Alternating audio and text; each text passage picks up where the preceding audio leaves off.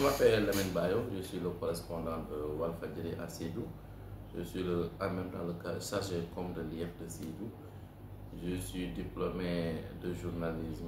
J'ai une licence en journalisme et communication à l'UCAD au Centre d'études des sciences et techniques de l'information et de la communication. J'ai aussi un master 1 en médias et communication. Je poursuis un master 2. Nous avons récemment vu une de vos publications sur Facebook parlant de l'accessibilité de Walfadjri, la radio Walfadjri ici à Sédhiou. Pouvez-vous revenir?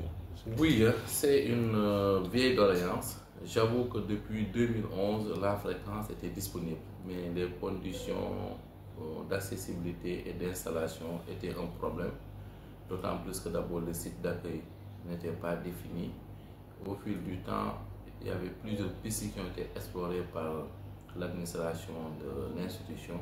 C'est au dernier moment qu'ils ont pu avoir un accord avec la télévision diffusion sénégalaise qu'on appelle TDS, qui a accepté habiliter la fréquence de Walfadjri. Donc la semaine passée, une équipe de techniciens et aussi des responsables de l'institution a séjourné ici pour l'installation et la mise en fréquence du réseau.